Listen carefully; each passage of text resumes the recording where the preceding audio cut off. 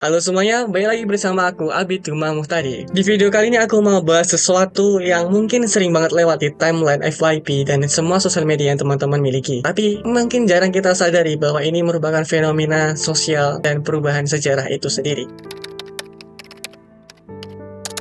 Pernah gak sih kalian sadar dulu sebelum tahun 2020, isi YouTube kita atau TikTok atau Instagram itu kebanyakan rank, gaming, atau vlog jalan-jalan. Tapi kok sekarang tiba-tiba banyak banget konten yang bahas filsafat, sejarah, konspirasi, atau debat kesehatan yang berat-berat. Tiba-tiba orang ngomongin mengenai stoikisme. Jadi keren kan?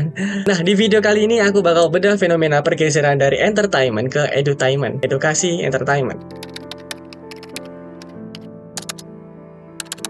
Ini berdasarkan artikel sejarah sosial yang sudah aku tulis untuk tugas UTS kemarin. So, check this out. Jadi dalam artikelku yang berjudul Transformasi Intelektual Digital, aku membagi sejarah internet Indonesia jadi dua babak, yaitu pra-pandemi COVID-19 dan pasca-pandemi COVID-19. Pada era hiburan pra-2020. Dulu sebelum COVID-19 menyerang, internet kita itu tempat untuk kabur dari kenyataan, untuk mencari hiburan murni. Kita nonton YouTube, buat ketawa, buat lihat orang makan, mukbang menemani kita makan, atau mungkin lihat pro player main game. Wacana intelektual, podcast intelektual membahas suatu isu itu biasanya cuma ada di ruang kelas atau seminar kaku yang cukup membosankan, tidak bisa dipungkiri. Pandemi sebagai game changer, terus boom, Maret 2020, pandemi datang. Kita semua dikurung di rumah, PSBB, PPKM. Apa yang terjadi? Kita bosen parah, collective boredom, dan anxiety atau cemas. Kita mulai nanya, kenapa dunia menjadi seperti ini? Apa yang salah? Bagaimana masa depan akan terjadi di depannya? Disinilah momen perubahan sosial dan sejarah terjadi. Karena kita punya banyak waktu luang di rumah dan butuh jawaban, kita mulai mencari konten yang lebih berisi daging. Kita nggak cuma butuh hiburan, tapi kita butuh yang namanya makna.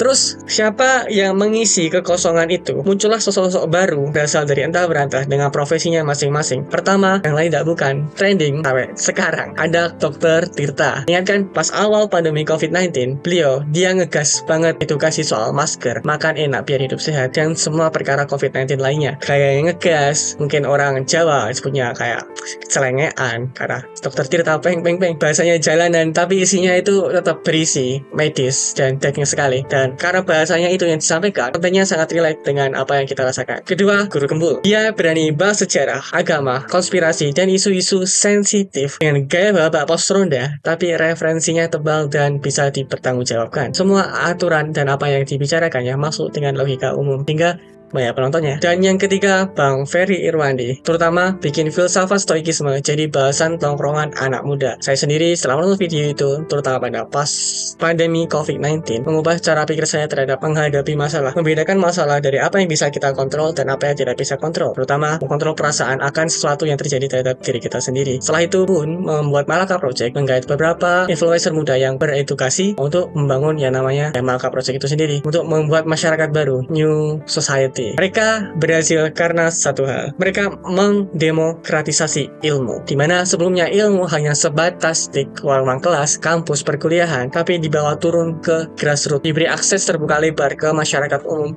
sehingga semuanya dapat belajar hal tersebut dengan bahasa yang santai.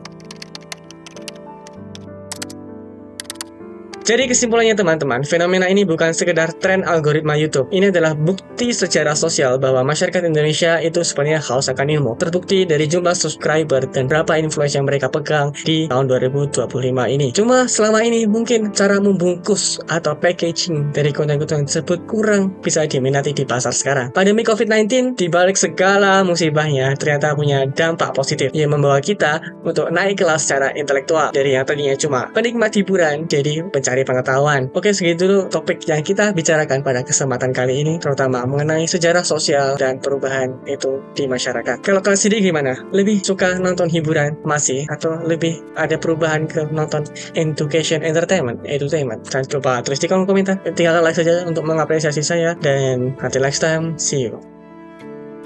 Salam.